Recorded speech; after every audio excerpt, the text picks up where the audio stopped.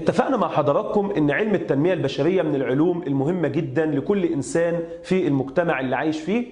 ودلوقتي مع فقرة التنمية البشرية والدكتورة سحر زغلول خبيرة التنمية البشرية. أحبائي، السلام عليكم ورحمة الله وبركاته. مازال حديثنا عن إزاي نقلل التصادم بيننا وبين الآخر، إزاي نزود شبكة علاقاتنا بيننا وبين الآخرين. بس هنتكلم النهاردة عن الزوج والزوجة، إزاي نقدر نفهم بعض. أكيد العلاقة معقدة جدا بين الزوج والزوجة، كلنا بنشتكي، هو مش عايز يفهمني وهو بيشتكي، هي بتتكلم كتير وهي مش قادرة تفهمني. طب المشكلة فين؟ هنتكلم عن لغز عقل الراجل والمرأة. يا ترى فعلا زي ما بيقولوا ان في اختلاف بين تركيب عقل الراجل والمرأة هو ده السبب؟ اكيد. تعالى كده نسأل. انا حضرت حفلة وبعد ما رجعت قعدت زوج وزوجة وسألتهم اكتبوا لي ايه اللي حصل في الحفلة دي. هنلاقي الزوجة حكت أدق التفاصيل من أول ما دخلت من الباب وقابلت صديقاتها وأصدقائها لغاية ما شافت العروسة وفستان العروسة لغاية ما الحفلة خلصت ورجعت. والزوج اتكلم خير الكلام ما قل ودل. ده ليه؟ بيقول لي إن عقل الراجل عبارة عن مجموعة من الصناديق. دي معلومة عارفها ناس كتير قوي، نوضحها أكتر. يعني إيه مجموعة من الصناديق؟ يعني الزوج عنده صندوق خاص بالأسرة، صندوق خاص بالعمل، صندوق خاص بالأصدقاء، صندوق خاص بالحب. بيعيش جوه الصندوق ده كل الحالة كاملة. يعني هو دلوقتي جوه الأسرة عايش مع الزوج، مع الزوجة، الأولاد، حالة الولاد في البيت عاملة إيه، الزوجة بتتكلم في إيه. خرج من البيت قفل الصندوق ده تماما وبدأ يفتح صندوق العمل. طيب المشكلة بتيجي منين؟ إن الزوج وهو خارج من البيت بتديله قائمة بالطلبات بتاعتها. أول ما بيخرج من البيت بينسى ده تماما. بيتذكر إمتى؟ بيتذكر أول ما يجي يرجع البيت تاني. هو كده مطنشك؟ لا يا حبيبتي، هو مش مطنشك. كل الفكرة إنه كل اللي بيعمله إنه خرج من البيت فأحكم إغلاق الصندوق الخاص بالبيت وركز كويس قوي في الصندوق اللي هو هيتجه ليه، وليكن صندوق العمل. أول ما بيخلص الصندوق ده بيقفله وبيفتح صندوق تاني. وبتحصل كارثة لما يكون في الشغل، اتصل بيه الحقني شوف الولاد عاملين ايه. هو مش فاضي للكلام ده لانه مش هيفتح صندوقين مع بعض. يبقى نتكلم بتركيز ان هو بيركز في موضوع بيركز فيه كويس جدا، وبعد ما بيخلص الموضوع ده بيتنقل لموضوع تاني. عشان كده ناس كتير تقول لك انا وانا مخطوبه كان بيقول لي كلام حلو كتير قوي، بس بعد الجواز هو نسى الكلام ده. لا يا حبيبتي، هو مش نسى الكلام ده ولا حاجة. هو كان فاتح صندوق الحب والمشاعر، كان عايش فيه بكل طاقته، وبعد ما خلص اتجوز بدأ ينشغل بموضوع تاني خالص، فبدأ يقفل الصندوق ويفتح صندوق تاني. مين اللي بيأثر على ان الصندوق ده يتحكم اغلاقه؟ هو حضرتك. حاولي ما تخليش الصندوق مغلق للنهاية. يعني قليلا من المشاعر كل فترة ممكن تجدد العلاقة بيننا. ده بالنسبة للصناديق بتاعة الشغل والأسرة. لكن في معلومة تانية بتقول لي خلي بالك إن في صندوق اسمه الصندوق الفارغ أو الصندوق الفاضي عند الراجل. يعني إيه؟ يعني تلاحظي كده إن أحيانا الزوج بيكون قاعد يتفرج على التلفزيون وجرس الباب بيضرب. نسمع الزوجة الجميلة أنت مش سامع الجرس بيضرب؟ هو فعلا مش سامع. اللي بيحصل إن من كتر الضغوط إن الزوج بيفضل انه يفضل عايش جوه الصندوق الفارغ ده بعض الوقت.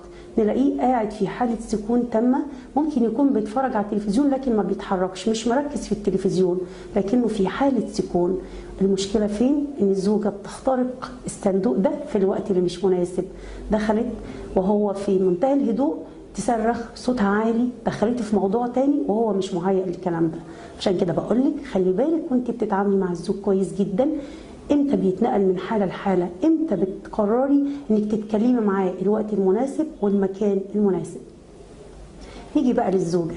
الزوجة دي نعمة ربنا سبحانه وتعالى ان خلق عقلها عبارة عن اسلاك. بنقول ان عقلها شبكي. تعالوا كده نركز على الزوجة طول اليوم، هنلاقيها بتطبخ، بتتابع الولاد، بتتفرج على التلفزيون، بتكوي، بتعمل كل المهام بتاعة البيت في وقت واحد.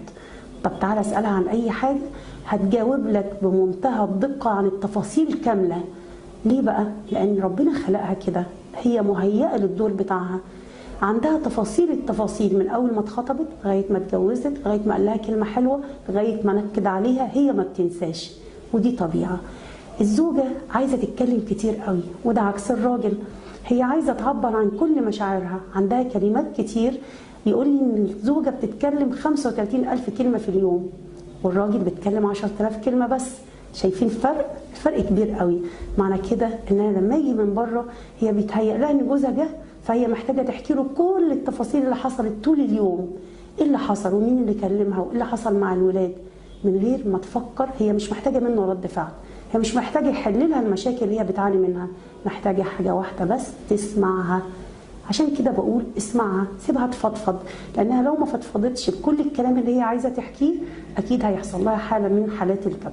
هي كده مش عايزه منك حلول، محتاجه من حضرتك حاجه واحده بس، انك تسمعها. وكمان بنقول لها هو مطلوب يسمعك، بس خلي بالك الوقت المناسب اللي هيسمعك فيه. يبقى احنا كده عشان نقلل مشاكلنا جوه البيت، زي ما الكمبيوتر جاء اول مره وكلنا جينا نشتغل عليه وكان عندنا حاله معقده جدا، طب ليه ما نفهمش طبيعه بعض؟ زي ما اتعلمنا نتقن استخدام الكمبيوتر، نتعلم نتقن استخدام العلاقات بيننا وبين بعض. انا عرفت خلاص ان الزوج صندوقي بيركز في مهمه، وعشان كده لما يكون مركز في مهمه ما اخترقش المهمه دي غير لما اكون بمهد ليها. تعالوا نشوف الفرق في الغضب بين الاثنين. الزوجه لانها شبكيه ممكن وهي بتنفعل تفضل تنفعل وصوتها يعلى او تتعصب. لو جيت حضرتك مامتها مثلا تواصلت معاها او كلمتها وهي منفعله، بتنفجر من العياط ومن الكلام، ما بتقدرش تنطلق من حاله لحاله وتبدل منها بسرعه، عشان احنا قلنا ان هي شبكيه عباره عن مجموعه سلوك كانها متركبه في بعضها. اما الزوج ممكن يكون في لحظه غضب حضرتك ترن عليه في التليفون، اي حد يتصل بيه بيتنقل بسرعه من حاله الغضب اللي كان فيها لحاله مختلفه تماما. اهلا حبيبي، ازيك، عامل ايه؟ هو اتنقل ولا طنش الزوجه ولا خرج من حاله انفعال؟ هو بالفعل خرج من الصندوق الانفعال والغضب اللي كان فيه لصندوق تاني مختلف تماما. فهم العلاقه دي هيقلل كتير قوي المسافه اللي بيني وبين الزوج. هقدر اعرف امتى اقدر اتعامل معاه واتواصل معاه وامتى مش هقدر اعمل ده. ده كمان بيخلي الزوج يخلي باله من العلاقه بينه وبين زوجته. خلي بالك على قد ما تقدر اسمعها، سيبها تتكلم، سيبها تعبر عن اللي جواها، لان هي مش محتاجه منك اكتر من انك تسمعها.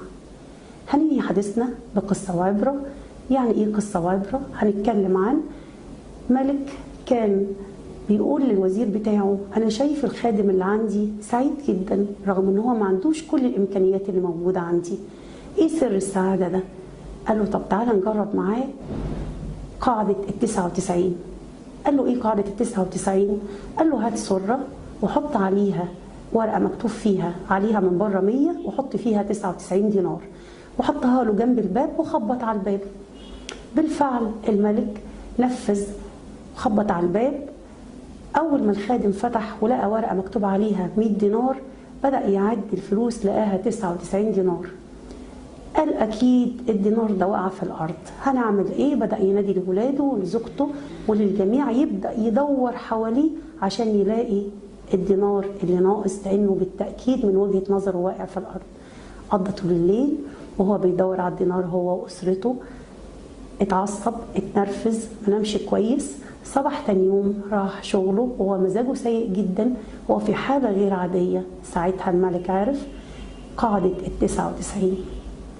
العبره، القاعده دي بتقول لي ان ربنا ادالك نعم كتيره جدا جدا، نعم لا تعد ولا تحصى، لكن احنا دايما سايبين النعم الكتيره دي وبندور على النعمه المفقوده من وجهه نظرنا اللي ربنا سبحانه وتعالى حجبها عنا لشيء لا يعلمه الا الله. فنفضل طول حياتنا ما نستمتعش بحياتنا، ما نكونش حاسين بالسعاده الكامله لاننا فاقدين شيء 1%. اسعد بحياتك، استمتع بيها كويس جدا، واعرف ان كل لحظه في حياتك ربنا وهبها لك هي نعمه من عند ربنا. احبائي اشكركم والتقي بكم قريبا ان شاء الله، والسلام عليكم ورحمه الله وبركاته.